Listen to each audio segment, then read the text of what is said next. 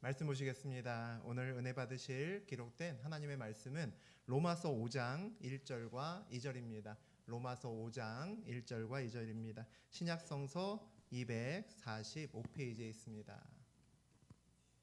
그러므로 우리가 믿음으로 의롭다 하심을 받았으니 우리 주 예수 그리스도로 말미암아 하나님과 화평을 누리자. Therefore, since we have been justified through faith, we have peace with God through our Lord Jesus Christ. 또한 그로 말미암아 우리가 믿음으로 서 있는 이 은혜에 들어감을 얻었으며 하나님의 영광을 바라고 즐거워하느니라. Through whom we have gained access by faith in this grace, in which we now stand, and we rejoice in the hope of the glory of God. 하나님 말씀입니다. 아멘. 네, 우리 로마서 5장 1절과 2절 함께 읽었습니다. 우리 그 내용을 중심으로 늘 자랑하는 삶을 살고 싶다면, 늘 자랑하는 삶을 살고 싶다면이라는 제목으로 우리 함께 은혜 나누겠습니다. 로마서를 나누고 있는데 우리 로마서 1장에서 4장까지는 줄기차게 뭐에 대해서 얘기를 했습니까? 구원은 믿음으로 받는다. 하나님이 우리를 의롭게 하셨다라는 내용을 가지고 계속 줄기차게 바울이 이야기를 하셨습니다. 우리는 율법으로 의로움을 받을 수 없고 행위로 의로움을 받을 수 없고 오직 믿음으로만 의로움을 받을 수 있다라는 것이 이제 요지였죠. 할례가 중요한 것이 아니라 믿음이 진짜 중요해, 이런 이야기를 계속해서 로마서가 번갈아 가면서 반복해서 이야기를 했습니다. 그런데 그 믿음이 우리가 정말 힘내서 결단해서 믿어야지 해서 그 믿음에 의존한 믿음이 아니라 하나님께서 우리를 끝까지 구원에 인도하실 거다라는 것을 믿는 마음으로, 그 믿는 마음이, 그 하나님의 믿음이 우리를 온전한 구원에 이를 것이다 라고 우리가 함께 나누었습니다. 그래서 구원은 은혜인 거죠. 내 능력으로 내 힘으로 하는 것이 아니라 하나님께서 우리를 구원으로 이끌어 가시기 때문입니다. 5장부터는 어떤 내용이 나오냐면, 그럼 하나님께서 의롭게 하시는 것이 우리에게 어떤 의미를 가지나, 구원이라는 것이 저하고 여러분에게 어떤 의미를 가지냐라고 그 내용에 대해서 이야기하는 것이 이제 5장부터가 되겠습니다.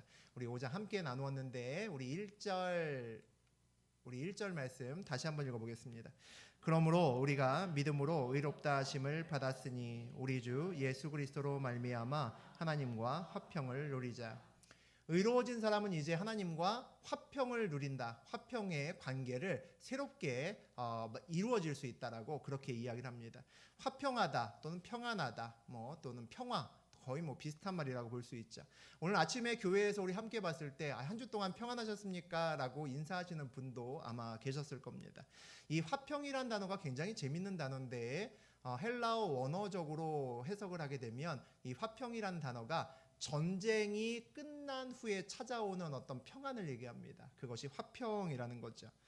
전쟁 중에 간밤에 막 미사일이 막 날아다니는데 우리가 함께 모여서 이렇게 예배를 드리면 밤새 안녕하셨어요? 이렇게 말을 하겠죠. 근데 그 느낌은 많이 다를 겁니다. 우리가 지금 평안하세요? 라고 한 주간 편안하게 지냈어요? 하는 말이랑 그때의 느낌은 전혀 다른 느낌이겠죠. 오늘 나오는 화평이 그런 화평입니다. 아주 드라마틱한 화평이라는 거죠. 어제까지 전쟁을 했는데, 어제까지 우리 머리 위로 막 미사일이 날아다녔는데 오늘은 그런 생각하지 않고 편안하게 평화를 누릴 수 있다라는 것이 이 화평입니다. 하나님과 화평을 이루었다라고 하는 것은 결국 이전에는 화평하지 않았다는 거죠. 우리가 하나님과 전쟁 중이었다라는 얘기입니다. 아마도 교회 밖의 세상의 삶이 전쟁터와 같다라는 말에 많은 사람들이 아마 동의하실 것 같습니다. 하나님을 만나기 전에 우리는 세상에서 전쟁터와 같은 그런 삶을 살았습니다. 하나님과 만나기 전에 세상에 살면서 싸우면서 무언가를 더 얻기 위해서 몸부림치고 애쓰고 그렇게 살아왔다는 거죠. 그럼 하나님 만난 다음에 우리의 삶은 어떻게 바뀌어야 될까? 하나님을 만난 다음에는 하나님께 받은 것을 세상에 흘려보내면서 그렇게 살아야 될 겁니다. 그러니까 하나님과 만나기 전에는 세상이 우리의 전쟁터였는데 하나님과 만난 후에는 세상이 우리의 사명지로 바뀐다는 거죠. 그게 우리의 삶의 전환이 일어납니다. 그러니까 다른 삶을 살아갈 수밖에 없는 거죠. 우리 2절 같이 읽어보겠습니다. 또한 그로 말미암아 우리가 믿음으로 서 있는 이 은혜에 들어감을 얻었으며 하나님의 영광을 바라고 즐거워하느니라. 또 하나님의 의롭다 하심을 받으면 그 다음에 얻을 수 있는 것이 하나님의 영광을 바라볼 수 있게 된다라고 그렇게 이야기를 합니다.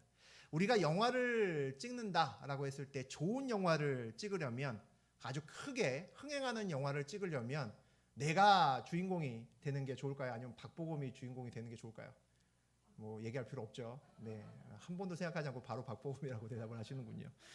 예, 제가 주인공으로 영화를 찍으면 아마 우리 교회 사람들은 열심히 보겠죠. 도대체 연기를 어떻게 하나 궁금해서 영화를 보겠지만 아마 흥행은 하지 않을 겁니다. 가장 좋은 것은 박보검 보고 영화를 찍으라고 하고 흥행하면 그 수익도 내가 갖고 인터뷰도 내가 가서 하면 그게 가장 신나고 기쁜 일이 될 겁니다. 우리 인생도 한편의 영화라고 볼 수 있는데, 내가 주인공이 되는 것과 하나님이 주인공이 되는 것과 어느 것이 더 좋을까? 역시 뭐 물어볼 필요가 없는 질문일 겁니다. 당연히 하나님이 주인공이 되는 것이 좋죠.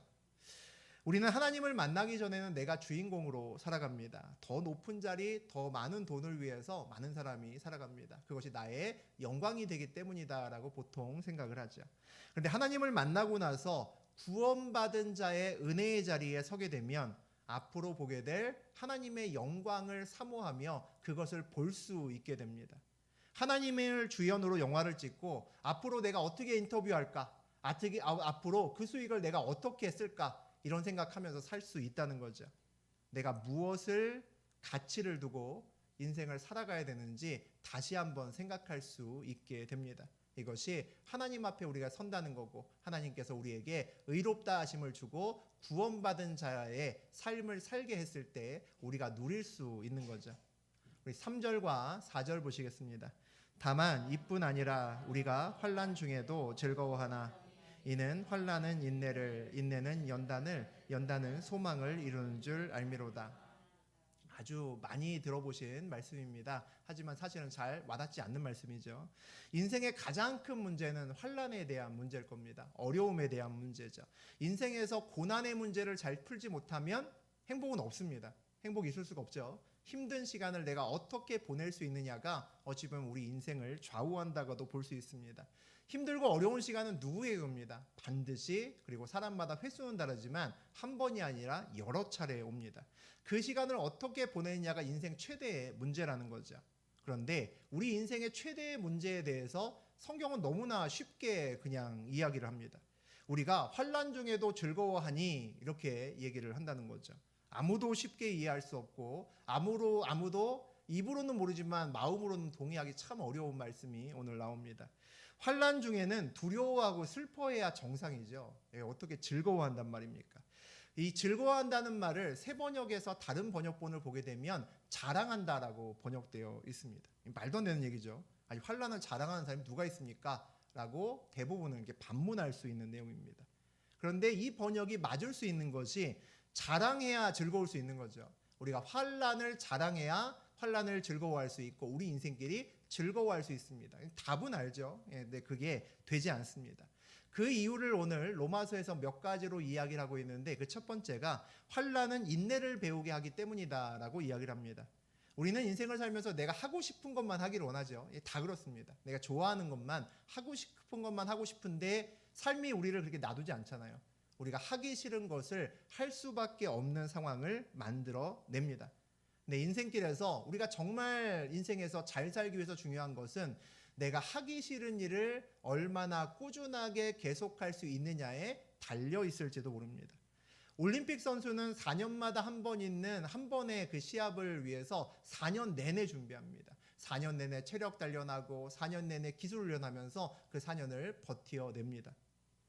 한 번의 공연을 위해서 연주하는 사람은 수백만 번을 계속 동일한 음악을 동일하게 연주하면서 한 번의 연주회를 위해서 하루 왼종일 같은 음악을 연구하면서 그렇게 보내기도 합니다. 인내한다는 것은 다른 말로 하면 피하지 않는다는 거죠. 힘들고 어려워도 내 삶의 자리를 지킨다는 겁니다. 그것이 인내한다라는 거죠. 환난은 우리를 힘들어도 도망하지 않고 내 자리를 지키게 만드는 인내가 무엇인지 알게 만듭니다. 그것이 환난이라는 거죠. 많은 분들이 아마 동의하실 겁니다. 그 내용은. 두 번째는 뭐라고 또 얘기를 하냐면 인내는 연단을 이루기 때문이다라고 이야기를 합니다. 인내는 연단의 시간을 만들어낸다는 거죠.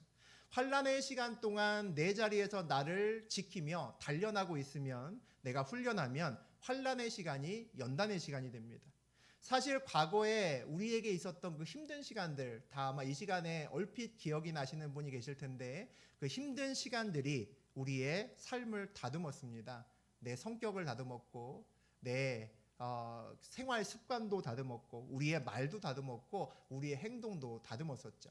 사실 그 어려운 일이 있기 전에 저하고 여러분이 사실 얼마나 못됐었습니까? 생각이 나죠. 그 옛날에 한 몇십 년 전에 나를 생각해 보면 내가 생각해도 참 못됐다라고 생각이 드는 분들이 여러분 계실 겁니다.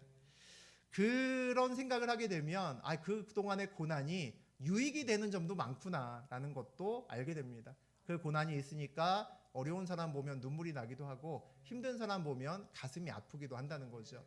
옛날에는 안 그랬던 사람들이 많습니다. 환난이 고난이 되기도 하고 연단이 되기도 합니다. 고난과 연단의 차이가 뭘까? 가장 큰 차이는 방향성의 차이에 있다라고 생각합니다. 고난은 방향성이 없습니다. 그냥 랜덤하게 무작위적으로 일어납니다. 그래서 고난을 겪으면 불안합니다. 내가 나의 목적지로 더 가까이 가는 것이 아니라 대부분의 고난을 겪고 나면 내가 원래 있어야 할 자리부터 멀리 떨어져 나간다는 거죠. 그러니까 두렵습니다. 고난이 지나가면 내가 걷던 길을 또다시 걸어야 되는구나. 내 그동안 했던 모든 노력이 물거품이 되는구나 라고 생각나기 때문입니다. 그런데 연단은 좀 다르다는 거죠. 연단은 방향성이 있습니다. 힘들어도 그 연단의 시간을 지키고 기다리고 훈련하고 나아가게 되면 연단의 시간이 지난 다음에 내가 목적지에 더 가까이 와 있음을 발견하게 됩니다. 왜냐하면 연단의 시간은 하나님께서 이끄시는 시간이기 때문입니다. 그래서 하나님을 만나기 전에 환난은 고난일 수 있으나 하나님을 만난 다음에 환난은 연단의 시간이 됩니다. 하나님이 나를 이끄시기 때문에 늘 시간이 지나면 하나님의 목적지에 한 발, 두 발 더 가까이 가 있는 내 자신을 발견할 수 있기 때문이죠. 이것도 대부분 사람이 알지만 그럼에도 불구하고 환난을 즐겁다, 자랑한다 얘기하는 것은 좀 지나친 것 같다라는 생각이 사실 들기도 합니다. 동의하기 어렵다는 거죠. 여전히 환난은 두렵고 고통스럽기 때문입니다. 그 시간을 보내고 싶은 사람이 누가 있겠습니까? 라고 반문하는 사람이 여전히 많이 있습니다. 환난이 보다 즐거울 수 있는 결정적인 이유가 우리 성경에 나와 있습니다. 연단은 소망을 이루는 줄 알미로다라는 문장이 있죠.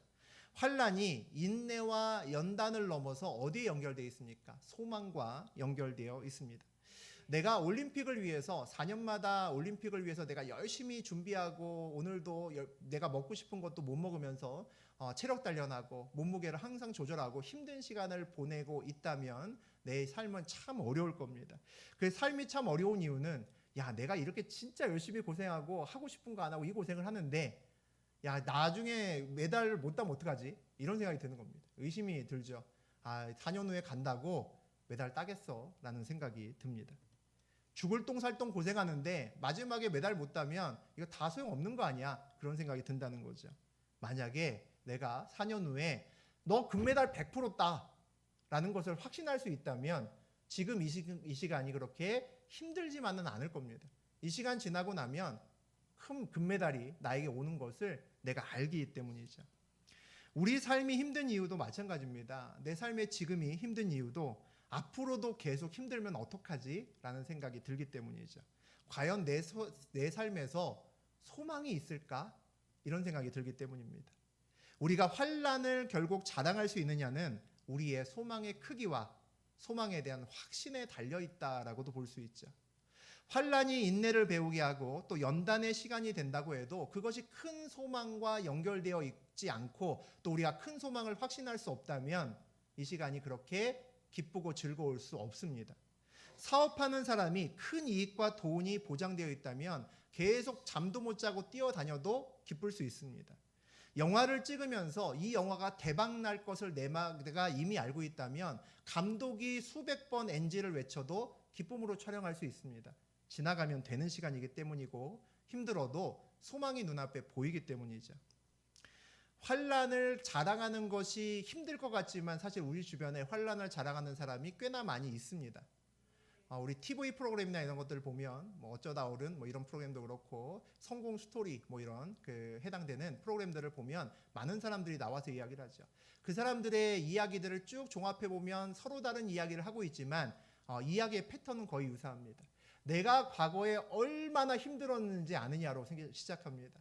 내가 정말 불우한 환경에서 태어났고 믿을 것 없이 태어났고 내가 인생의 청년 때 내 인생이 얼마나 말리고 힘들고 진짜 머피의 법칙이었는지 아느냐라고 시작을 합니다. 그런데 지금 안 그렇거든 이라고 끝나죠. 지금은 안 그래. 옛날에 그랬는데 내가 이렇지 않아. 내가 옛날에 그 어려웠던 시간들을 잘 견디고 이겼더니 야 지금 내가 이 자리에 있단다. 이렇게 얘기를 합니다. 결국은 과거의 일을 자랑하는 거죠. 과거의 나의 어려움을 자랑합니다. 과거의 나의 어려움을 자랑할 수 있는 이유가 뭡니까? 나는 지금 그 어려움에 있지 않기 때문이죠. 그 어려움을 벗어났기 때문에 과거의 어려움을 자랑할 수 있습니다. 그런데 오늘 성경에서 말하는 로마에서에서 말하는 이 자랑함은 환난을 자랑함은 세상에서 말하는 것과 다릅니다. 뭐라고 되어 있습니까? 우리가 환난 중에도 즐거워하니라고 분명하게 되어 있습니다. 환난 당하고 있는데 그 가운데 있는데 즐거워하고 그 가운데 있는데 자랑한다는 거죠. 세상에는 환난이 끝나고 나서 내가 왕년에 겪었던 환난과 고난을 자랑하는 사람은 많지만 환난 중에 있으면서 그 환난을 자랑하는 사람은 없습니다. 정신 나갔다고 대부분 생각하기 때문이죠. 그런데 놀랍게도 성경에는 그리고 교회에는 환난 중에 있으면서 환난을 자랑하는 사람이 있습니다. 다니엘 기도회 같은 곳에서 만나는 간증자들을 보면 알 수 있습니다. 어떤 사람들은 환난의 깊은 터널을 지나서 세상 사람들처럼 성공한 다음에 내 과거의 환난의 기간들을 자랑하는 사람들이 있습니다. 그 기간 동안 하나님이 나와 함께 하셨고 뭐 이렇게 자랑을 하는 사람들이 분명히 있습니다. 그런데 적지 않은 사람들은 어떻게 간증을 하냐면 내가 여전히 환난 중에 있음에도 내가 여전히 힘든 가운데 있음에도 자랑을 합니다. 이해할 수 없는 그런 자랑을 한다는 거죠. 우리 교회에도 몇 분 계십니다. 세상에는 그 병 걸리면 하늘이 무너집니다. 그 병 걸리면 하루 종일 옵니다. 사람들을 만나지도 않습니다. 방구석에 틀어박혀서 내내 옵니다. 가족이 아무리 위로해도 위로받지 못합니다. 계속 옵니다. 그런데 우리 교회에서는 그 병에 걸렸는지 머리를 짧게 자르기 전까지 몰랐던 분도 계십니다.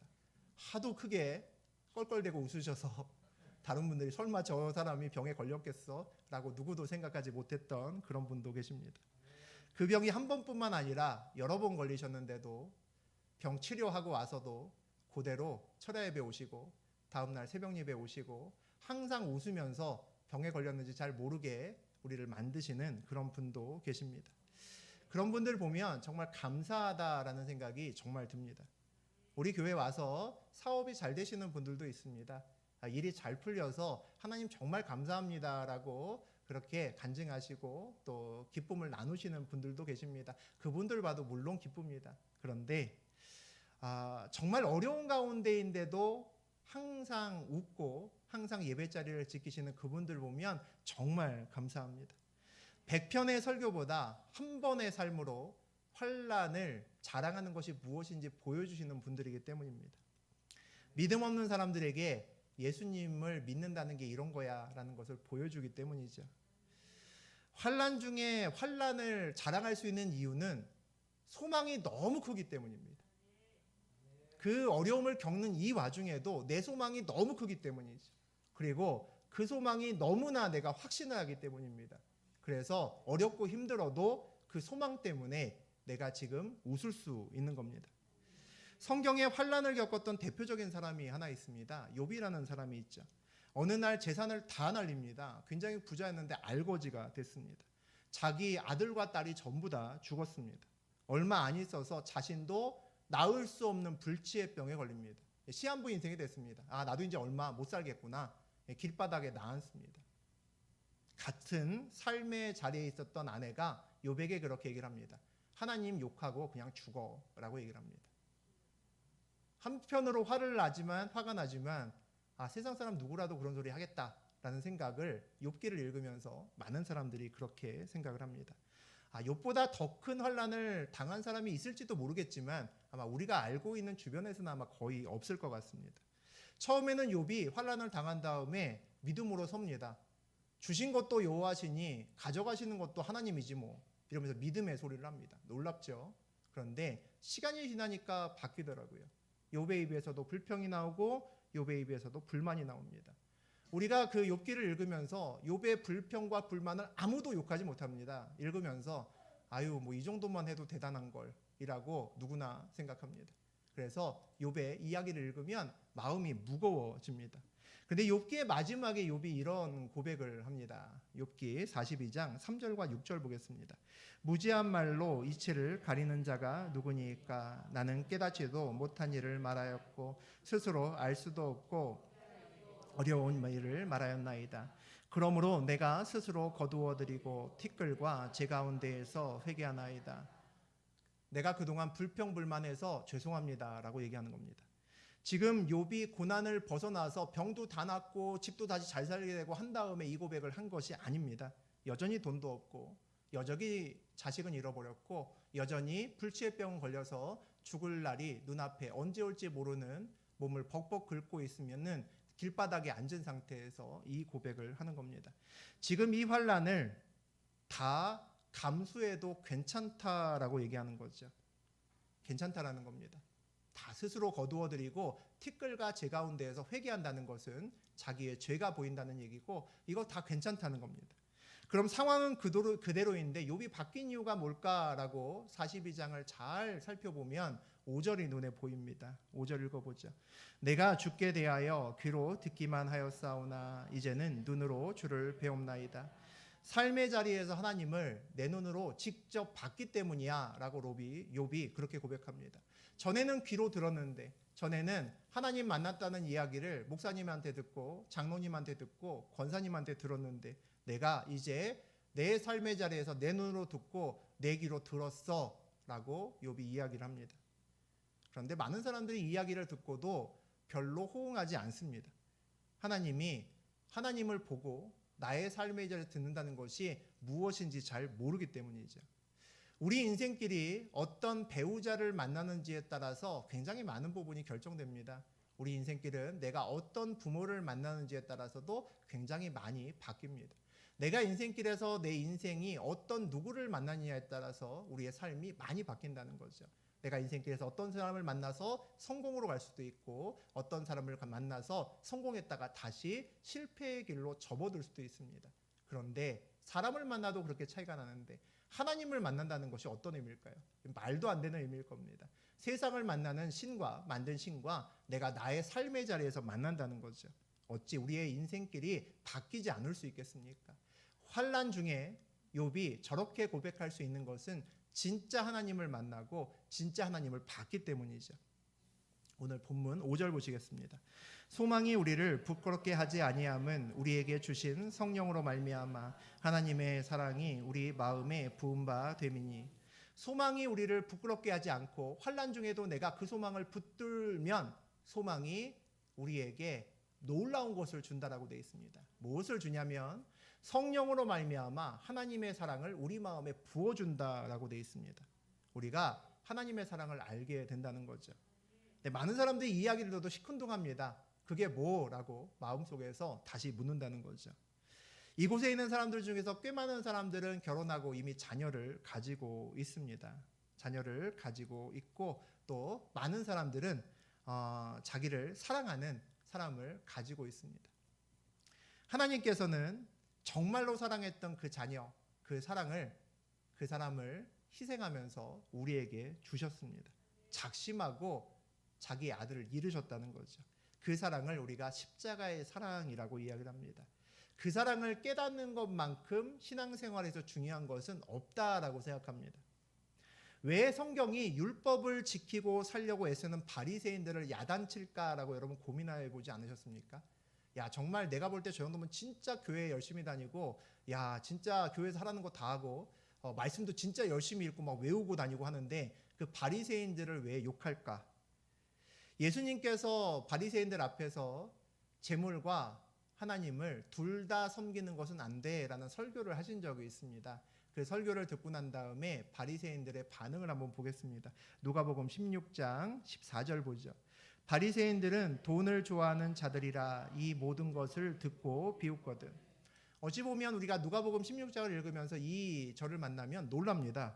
아니 그렇게 열심히 성경을 그렇게 읽고 성경을 배우고 하나님의 법대로 살려고 그렇게 애썼는데 야 그렇게 돈을 좋아하는 사람들이었다니 와 실망이야 이런 생각을 할 수 있다는 거죠.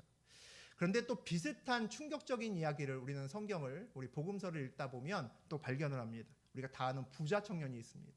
이 부자 청년은 너무나 교회 생활을 열심히 하는 친구였습니다. 율법도 다 지키고 누구나 봐도 야, 저 친구는 진짜 벗어도 살겠다. 참 반듯한 청년이다. 라는 그런 청년이었습니다. 그런 청년이 예수님께 와서 물어본다는 거죠. 예수님, 제가 영생을 얻으려면 어떻게 해야 됩니까? 구원받으려면 어떻게 해야 됩니까? 라고 묻습니다. 그러니까 예수님께서 네가 하나님 법 잘 지키면 돼. 10계명 있잖아. 간음하지 말고 도둑질하지 말고 그런 거 지키면 돼. 라고 얘기를 합니다. 그랬더니 이 청년이 그런 거 제가 다 지키고 살았습니다. 이렇게 얘기를 합니다. 놀라운 거죠. 그런 얘기 나올 때 10계명 얘기 나왔을 때 제가 다 지켰습니다. 누가 얘기를 합니까? 잘못한 적이 있는데 이 청년은 그런 거 다 지키고 살았다는 겁니다. 그랬더니 예수님이 뭐라 그러냐면 그럼 하나 더 있다. 네 재산 팔아서 가난한 자들에게 나누어 줘라 라고 얘기를 합니다. 그랬더니 청년이 슬피 울며 근심하며 집으로 갑니다. 왜 집으로 갔을까요? 돈을 너무 사랑해서 집으로 간 거죠.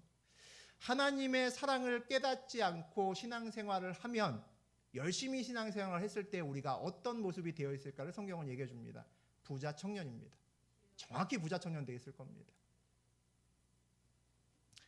여러분은 하나님이 여러분을 얼마나 사랑하는지 아시는지 모르겠습니다. 많은 사람들이 하나님이 저 집사님보다 나를 더 사랑할까? 여러분 뭘로 판단하십니까? 저 집사님보다 나를 더 부자로 만들어 주실까? 저 집사님보다 나를 더 무병장수하게 하실까? 혹시 이런 것 갖고 저울질하고 계시는지 아닌지 모르겠습니다. 많은 사람들이 돈과 건강을 보고 하나님의 사랑을 구별하려고 합니다. 돈과 건강을 많이 주면 하나님을 나를 많이 사랑하시는 거고 그걸 많이 주지 않으면 덜 사랑하는 거다라고 이야기를 한다는 거죠. 부자고 건강해야 하나님의 사랑을 내가 받는 것이 증명될까라는 의문이 들기도 합니다. 아빠가 나를 진짜 사랑하는지 의심이 들면 늘 생활이 불안할 겁니다. 아빠가 비싼 선물을 나한테 주고 비싼 신발 사주고 가방을 끊임없이 사줄 때는 안심하죠. 아빠가 날 사랑하나 보다. 그런데 어느 날 왔더니 아빠가 나보다 더 비싼 선물을 내 주변에 있는 내 사촌 동생에게 주는 걸 발견합니다. 아닌가 보다. 아빠가 나를 사랑하는 게 아닌가 보네. 나보다 더 비싼 너 저거 진짜 내가 갖고 싶었던 신발인데 저거를 사촌 동생한테 주다니. 무슨 생각이 듭니까? 친자 확인해봐야겠다. 진짜 아빠가 내 아빠인지 내가 봐야겠다. 이런 생각을 합니다. 다 웃으셨는데 우리가 이렇게 신앙생활 하고 있는지도 모른다는 겁니다. 우리의 신앙생활 하면서 늘 내가 앞에 벌어지는 상황과 내가 돈을 많이 버나 내가 내 인생이 잘 풀리나 안 풀리나 그거 가지고 하나님이 나를 사랑하나 안 하나를 늘 테스트하면서 살고 있을지도 모른다는 거죠. 부자 청년은 근심하고 돌아갔습니다. 그런데 다른 사람이 하나 있습니다. 당시에 돈벌레라고 욕먹고 저건 인간 같지도 않아 라고 욕먹던 직업 중에 하나가 뭐였냐면 세리입니다. 세금을 걷는 사람들이죠. 로마의 직원이 돼서 이 동족에게 세금을 걷는 사람들이었습니다. 그 세리 중에 한 사람이었던 삭개오가 있습니다. 이 삭개오가 예수님을 만난 다음에 이렇게 고백을 합니다. 누가복음 19장 8절 읽어봅니다. 삭개오가 서서 주께 여짜오되 주여 보시옵소서 내 소유의 절반을 가난한 자들에게 주겠사오며 만일 누구의 것을 속여 빼앗은 일이 있으면 내 갑절이나 갚겠나이다. 삭개오는 예수님이 얘기 안 했습니다. 야, 네 재산을 부자 청년에 대한 얘기했죠. 네 재산 팔아서 가난한 자들에게 나눠줘 라고 얘기했는데 삭개오한테 아무 얘기 안 했거든요. 근데 삭개오가 스스로 얘기합니다. 예수님, 제가 제 재산을 팔아서 가난한 자들에게 주겠습니다 라고 이야기를 합니다. 이유가 뭘까요? 재산보다 더 큰 소망을 받기 때문이죠. 평생 재산을 보고 돈 하고 살았던 것이 삭개오입니다. 그 이유는 돈이 그의 소망이었기 때문입니다. 돈이 그의 소망이었기 때문이죠. 근데 그가 돈을 나누어 준다는 것은, 돈을 내려놓는다는 것은 돈하고 비교도 할 수 없는 큰 소망을 받다라는 겁니다. 평생을 교회에 있다가 살았던 우리 부자 청년은 예수님을 만나고도 돈을 손에서 놓지 못했는데 평생 돈을 쫓아 살던 삭개오는 예수님 딱 한 번 만나고 다른 것을 붙들 수 있었습니다. 여기에 우리의 키가 있지 않나 싶습니다. 우리 인생의 열쇠가 여기 있지 않을까라는 생각이 듭니다. 그냥 마음의 평안을 위해서 교회를 다닌다면 믿지 않는 사람들이 많이 얘기하죠. 교회 가면 좋은 말씀 듣고 뭐 좋은 일 하고 야 마음의 평안이 있고 좋잖아라고 얘기를 합니다. 굳이 그런 마음의 평안을 얻기 위해서 일정 시간 계속 교회에 오고 다닐 필요는 없을지도 모릅니다. 마음의 평안을 주는 곳은 많습니다. 요가를 하면서 평안을 얻는 사람도 있고 템플 스테이를 하면서 자연에 깊이 틀어박혀 살면서 기쁨을 또 누리는 사람도 많습니다. 힐링을 하는 사람도 많다는 거죠. 그런데 세상의 평안은 상황에 따라서 좌우됩니다. 집에 우환이 있는데 집에 엄청나게 큰일이 있는데 내 딸이 아파 죽어가는데 요가하면서 평안을 찾는 사람은 없습니다. 없죠. 집안에 엄청 큰일이 있는데 산에 올라가서 등산하면서 그 어려움을 잊어버리는 사람도 없습니다. 그런데 오늘 성경이 말하는 평안, 성경이 말하는 화평은 전쟁 중에 평안을 얘기합니다. 전쟁이 일어나고 있는데 나는 평안하다는 것을 이야기한다는 거죠. 환난 중에도 자랑하는 것을 이야기를 합니다. 어떻게 하면 상황에 관계없이 늘 자랑하면서 살 수 있을까요? 심지어는 전쟁 중에도 환난 중에도 그것을 자랑하며 살 수 있을까요? 환난보다 전쟁보다 더 큰 소망을 발견할 수 있으면 해결되겠죠.